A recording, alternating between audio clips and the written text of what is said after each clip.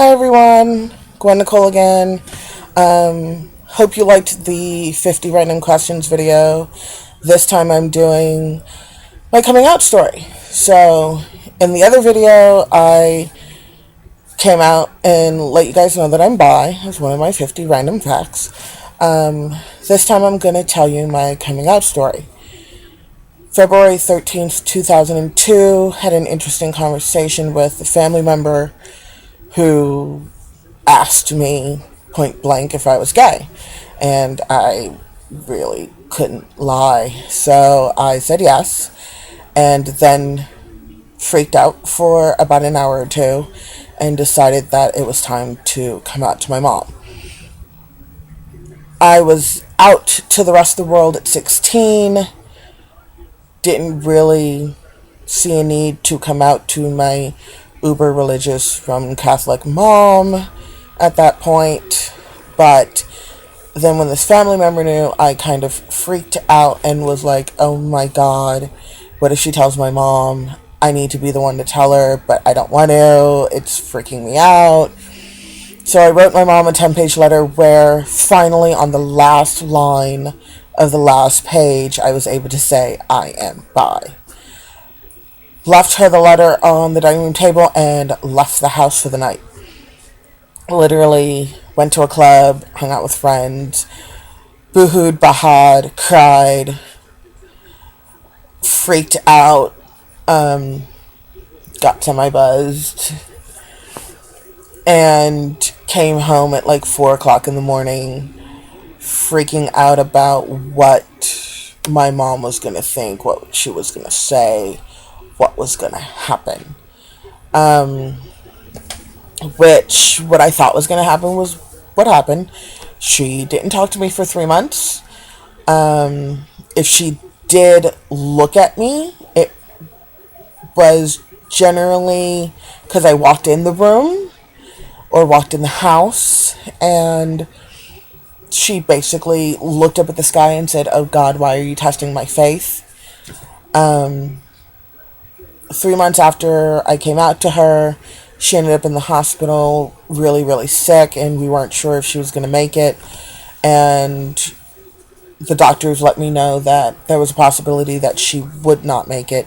So I called her priest to give her last rites and her last confession, and she, I guess in the middle of giving her last confession, because I wasn't in the room, other people are not allowed in the room unless they're needed.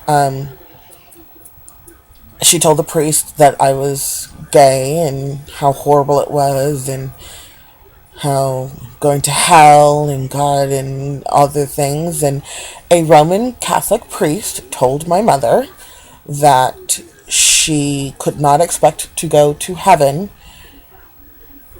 and get God's grace if she denied me.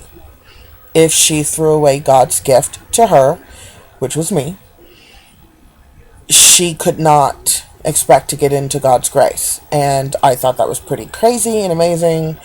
He told her that she needed to apologize to me and ask for my forgiveness and to love me as God loved me and God loved her if she expected to get into heaven. So, as I was walking to her hospital room, I saw the priest leave. And he waved and smiled at me, and I waved and smiled at him, because, well, he's a priest, what do you do? Walked into my mom's room, found her sobbing hysterically. I mean, just crying and crying and crying, and it broke my heart, and I didn't know what was going on. But I just wanted my mom to stop crying, and she looked at me and was like, oh my God, I'm so sorry, please forgive me, forgive me for what I've done, forgive me how I've treated you, and please forgive me, I love you. And I'm like, whatever, we're good, just stop crying, please, we're all good. And so, yeah, after that, we had a really good relationship.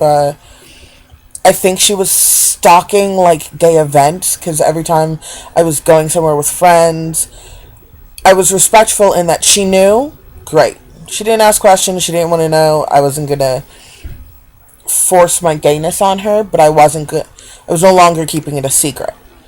So if I was going out, I'd be like, yeah, I'm going to LA with friends, or San Diego, or Hollywood, wherever. I would let her know what city I was going to be in, and I was going with my friends. But I wouldn't say I'm going to the Pride Parade, or going to the GLAAD Awards, or doing this, or whatever I was doing. But she always knew, which was crazy. I don't know how she knew, but she knew. And she was okay with it. She got really, really sick again November of that year. And our last major conversation was her telling me that she loved me unconditionally. And that included the fact that I was gay. And she was okay. Not only okay with it, but she loved me.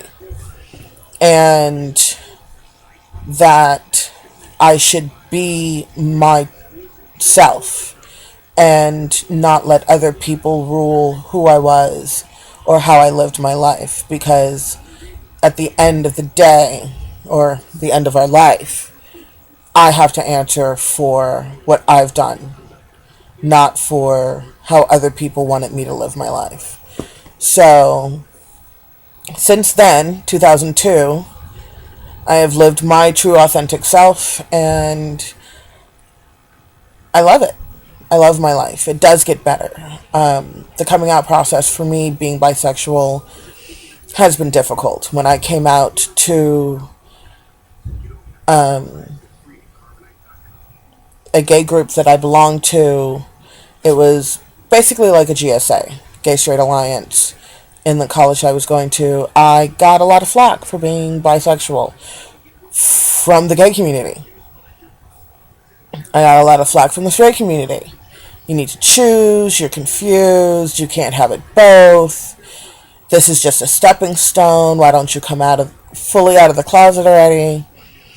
And I'm constantly fighting the battle of bisexual equality. But